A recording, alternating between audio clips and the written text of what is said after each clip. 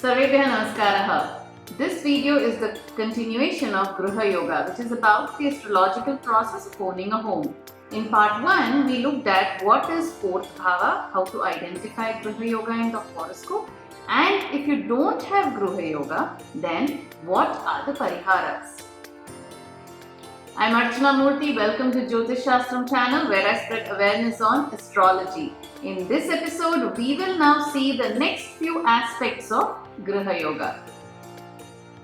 Out of the 10 aspects, we have previously covered fourth bhava, Gruha Yoga, and who should invest.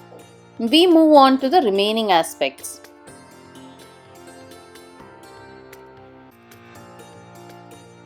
So the next question arises. If you have Gruha Yoga, should you buy or own a property any time during your life? Or is the right time important? Again, Jyotish Shastra gives the answer and advice. There are two aspects to be considered here, Dasha Bhukti and Guru Balam. Sage Parashara says an individual can live up to 120 years. He says that Grahas in our life govern certain years based on our Janma Nakshatra. For instance, Shukra Dasha will have the influence for 20 years, Ketu Dasha is for 7 years, Chandra Dasha is for 10 years. Some people say Shukra Dasha means it is very good and Shani Dasha means it is bad. It does not translate to that. Depending on your horoscope and the position of Grahas in your horoscope, it could happen that Shukra Dasha may not be favorable and instead Shani Dasha is favorable. In other words, to buy a property or site, you should first check if you have a favorable Dasha Bhukti. This ensures that owning a property will bring good fortune to you and your family. For example, in this horoscope of my client, the individual has Rahu Dasha. Depending on the various Graha positions in the horoscope, as per my analysis, the current period, that is from 17th August 2020 to 16th February 2028, is not a favorable period. So if this individual does not have Guru Bala at this time, then this is not the right time to invest. Next important aspect is Guru Bala. Guru Gnanam, Guru Gauravam, Guru Putram, Guru Dhanam. Guru or Jupiter is always moving. Guru Bala, that is, when transit Guru from Janma Rashi is in 2, 5, 7, 9 or 11 houses, or if transit Guru is in Kendra or Trikona from Lagna. If this combination is seen in the horoscope at this time, then the individual has Guru Bala. This means that Guru has blessed the individual to own a home. During Guru Bala, you might start thinking of owning a home and process to own a home becomes easier, registration, negotiation of price will be smooth.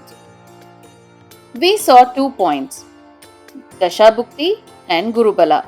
If Guru Bala is there and you are having a good Dasha Bhukti, then of course it is the right time to invest. If you are having a bad Dasha Bhukti and you have Guru Bala, then please go ahead and invest and check the documents well to ensure that everything seems fine. If you are having a good or bad Dasha Bhukti but you don't have Guru Bala either from Janma Rashi or from Lagna, then please don't invest during this time.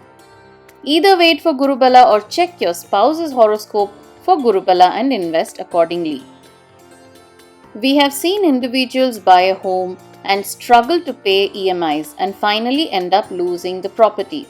When the person is going through a bad period and buys the property during bad transit of Guru, or if the person has no Gruha Yoga, then an individual could end up losing the property. A few of you may think, I bought the property without checking the horoscope and don't have any issues. Then I would say, thank your stars.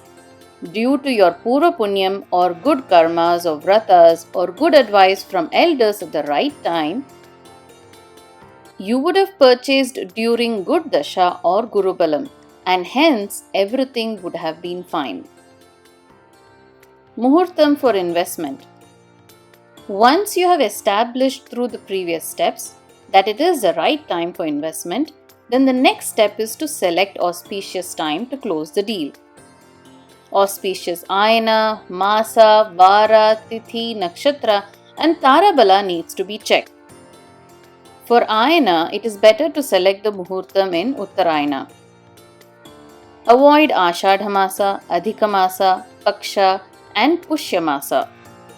For Tithi, avoid Padyami, Chaturthi, Shashti, Ashtami, Navami, Dwadashi, Chaturdashi, Purnima and Amavasya.